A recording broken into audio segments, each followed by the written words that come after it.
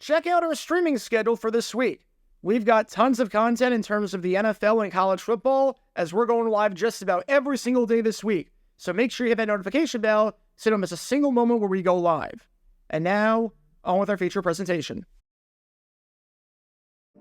I think it's fair to say that when you want something important done in a particular field, you turn to an expert because they know best. If you're getting an important surgery, you want an actual surgeon who went to school and knows the ins and outs of the surgery to be the one performing it, and not your buddy who knows nothing about surgery and had to take a science class for college credit twice. If you're building a house, you don't want a random person off the street being responsible for building it and laying the foundation and everything. You want an actual architect who knows a thing or two about building codes and structures. Now, that's not to say that these people are above criticism.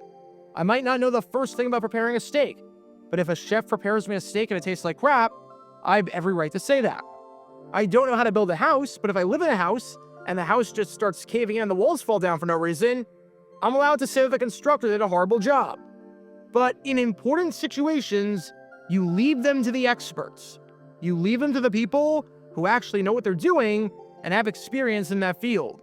You leave them to qualified individuals, because if you don't, and you try and reinvent the wheel when you don't even know what the wheel is, bad things can happen. And speaking of bad things, if you want to learn more about some bad things that have happened throughout NFL history, as well as some good things, then this is the place for you, because we talk about all things NFL history all the time with a new video and a new live stream every single day. So if you like that sort of stuff, then be sure to hit that like button down below, subscribe, and turn on the notification bell so you don't miss a single video that we post on the channel. Thanks in advance for your support as we try and hit 70,000 subscribers. Well, I bring all that up because the man you've been watching this whole time is St. Louis Rams head coach Mike Martz. I think it's fair to call this man right here an offensive mastermind of sorts, as he was the offensive coordinator for the greatest show on turf. Martz was one of the main men responsible for one of the greatest offenses in NFL history, maybe the greatest offense in NFL history. As from 1999 to 2001, the Rams made 2 Super Bowls, one of which he was the head coach for, and the other of which he was the offensive coordinator for. And he finished first in the league in a yardage standpoint, a point standpoint, a passing yardage standpoint, and a passing touchdown standpoint, all 3 seasons. The man knew what he was doing on the offensive side of the football. He had coached offense his entire life, and it culminated with him engineering an offensive unit that will live on throughout NFL history for just how much it changed the game and for just how much it won. But defensively, on the other side of the ball, the man knew diddly-poo about running a defense. And you could argue that if he knew anything, literally anything about the defensive side of the ball, the Rams have more success and their reign of terror isn't as short-lived. I mean, the Rams literally had the worst defense in football in 2000, despite having the best offense in the league. And it's okay to be bad at one thing. We can't all be perfect at everything, or even good, or even average at everything. I know a lot about the NFL, I don't know a lot about figure skating. But it's important that you recognize your limits, and you don't think you're smarter than everyone else when it comes to fields that you do not know that well. So what happens when the man you've been watching this whole time, Mike Martz, decides that it's a good idea to take over defensive play calling duties, thinking that he knows better than his defensive coordinator, and decides to dial something up that made no sense and that no sane person or anyone who knows anything about defense would dare to do? Disaster. Disaster happens. And that's exactly what happened during a 2004 game between the Miami Dolphins and the St. Louis Rams.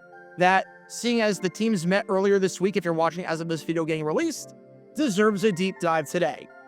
Because this is the story behind one of the dumbest moments of Mike Martz's coaching career, and what might be, considering the circumstances and how it came to be, the dumbest blitz in NFL history. Before I talk about the actual incident in question, we need some context to understand the importance of the game, as well as how the game itself was going. It's October 24th, 2004. It's week 7 of the NFL season, and we head down to South Florida for this interconference matchup between the St. Louis Rams and the Miami Dolphins. For the main team in our story, the Rams, this is a monumental game for them on the road before their bye week. After beating the Tampa Bay Buccaneers on Monday Night Football in a nationally televised game to get to 4-2, the Rams find themselves atop the NFC West for the moment by half a game, looking to create some separation and create some cushion with the rest of the teams. And the good news for the Rams and their high-powered offense, which ranks second in the conference in points scored through 6 weeks, is that they're going up against the Miami Dolphins, as in the worst team in football. On paper, this should be a cakewalk. Of the 32 teams in the NFL, after 6 weeks, 31 of them had a win under their belt. The one that didn't? You guessed it, the Miami Dolphins, who entered this game with an 0-6 record, starting with an opening day loss to the Tennessee Titans, which you can learn more about by clicking the card in the upper right corner, and continuing with losses to Cincinnati, Pittsburgh, New York, New England, and Buffalo, with the team averaging an abysmal 9 points per game. That should not be possible in the 2000s NFL, but for the Dolphins, it was their reality. So again, on paper, this should be an easy win for the Rams, right? Well, not quite. Because as you can tell from the highlights of the first half, the Rams were in a bit of a dogfight. Despite the Rams being favored to win this game and expected to win by just about everyone, the game was just a 7-7 tie with a minute to go in the first half. At this point, Miami had the ball at the 2-minute warning at the Rams' 24-yard line, driving down the field after some good field position following a good kickoff return and a penalty on the Rams. First down, and running back Sammy Morris gets absolutely thrown down on the play for a loss of 4 yards. Good start for the Rams as they try to keep him out of the end zone, especially since the Dolphins get the ball to start the second half. Second down, and quarterback Jay Fiedler hits Sammy Morris, although the Rams are all over it, as Travis Fisher brings him down for a loss of 4. All right, the Dolphins now have 3rd and long at the 32-yard line. And when Fiedler's pass falls incomplete, they've got 4th down, the Rams get another break when not 1, but 2 penalties are called on Miami. Usually, you would bring out 4th down in this spot and wouldn't have 3rd down get replayed. But head coach Mike Martz decides to have Miami replay the down from 10 yards further back, making it 3rd and 28 at the 42-yard line instead of 4th and 18. The reasoning for this is smart. If you decline the penalty, the Dolphins can try a 50-yard field goal. If you accept the penalty and you get a stop, the Dolphins will be trying a 60-yard field goal. And they're not going to do that. Matt Bryant does not have that kind of leg, at least not yet in his career, as Matt Bryant had never made a kick from 50-plus yards at the time, and earlier in the quarter, when the Dolphins had 4th and 10 at the 37-yard line, they bypassed a 55-yard field goal to punt it away. You're not kicking a field goal there and risking the possibility that the Rams get very good field position off the miss.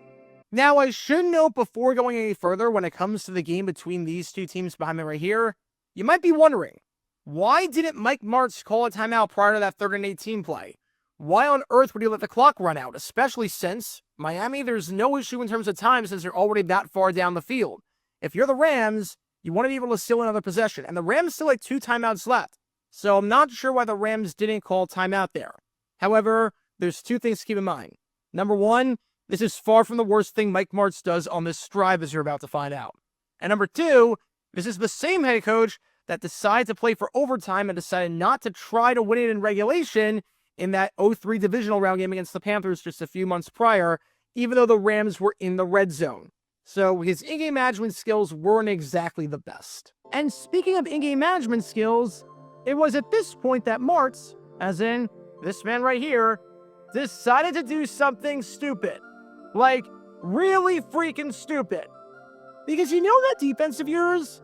That defense that was playing well and had just backed Miami up 18 yards on the last 3 plays?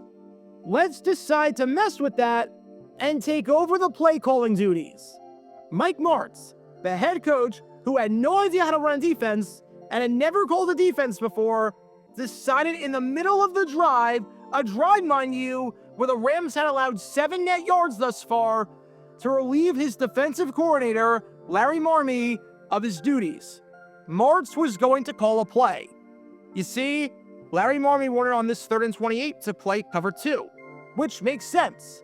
You don't want to allow a big play, and Miami's not going to try a field goal in all likelihood unless they get to the 35. So unless they get 7 yards, you're holding them to 0.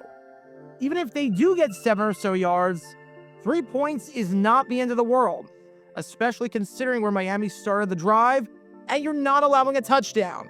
So it makes sense to just play cover 2 and be smart. Take no chances and just play a regular old cover 2 so you don't risk allowing the touchdown. But Mike Martz had other ideas. Screw you, I'm calling the plays now. He decided that it was a good idea to send the house. Send a blitz on 3rd and 28 when the Dolphins are already out of field goal range. So a sack is just the same as an incomplete pass or even a modest gain. Obviously, there is a ton of risk involved with the blitz, especially in this spot. If you get the ball off quickly and get behind the defense, you're gone. You don't see teams blitzing on 3rd and 28. There is a reason you don't see it, because if you don't get home, you're completely screwed. There is a reason that the wheel has not been reinvented in that regard. There's a reason it might never be reinvented in that regard. But Mike Martz said, come on, what's the worst that can happen?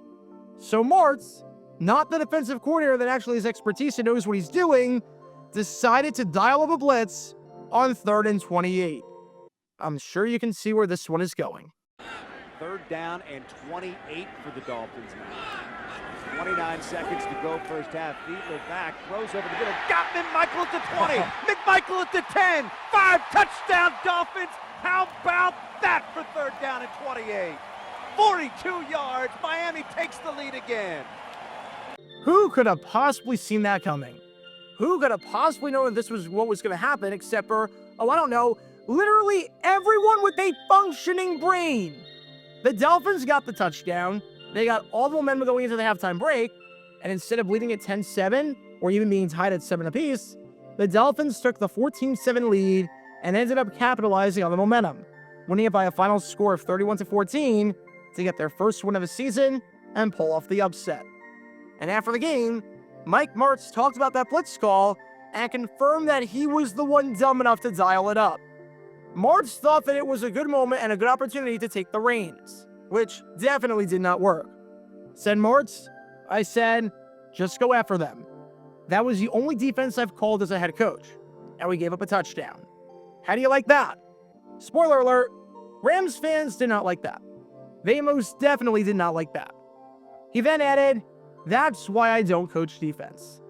I think we can all see that, Mike. We all knew that way before, but now we really knew that. Didn't think we need to test that out in a real game, real world scenario, but here we are. Here we freaking are. After the game between these two teams behind me right here, the good news is that for the Rams, in the long run, it didn't end up mattering. No, they wouldn't end up winning the division as a result of this, but they would finish the year with an 8-8 record and would make it to the postseason because everyone in the NFC besides the Eagles was painfully mediocre that season or worse than that. St. Louis would get the number 5 seed and would knock off Seattle in the wildcard round, which would be their final playoff game and their final playoff win before moving to Los Angeles over a decade later. So for Mike Martz, there were a lot of highs and a lot of lows, and safe to say, this stupidity on his part, definitely one of the lower moments. There is a valuable life lesson to be learned from this, and that is that if something is working and an expert is doing it, do not change it and tinker with it for no reason whatsoever. If your defense is playing well, your defensive coordinator wants to call a certain defense that he thinks will work, and you think that now is the appropriate time to try the exact opposite, maybe you should rethink your strategy and rethink your position and how you approach things. Mike Martz's tenure in St. Louis as the head coach had a lot of highs and a lot of lows. And this loss to the previous winless Dolphins, thanks in part to one of the dumbest blitz calls you'll ever see considering the circumstances, was most definitely one of the lows. Because on this day in 2004, when it came to calling defense for some reason, Mike Martz was off the mark.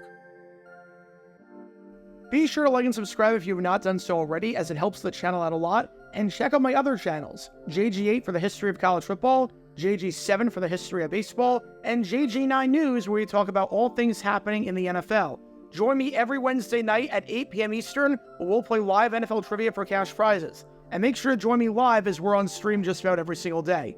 And thanks to all our Patreon members and our YouTube members for helping out the channel. See how you become a member and show your support financially in the description down below.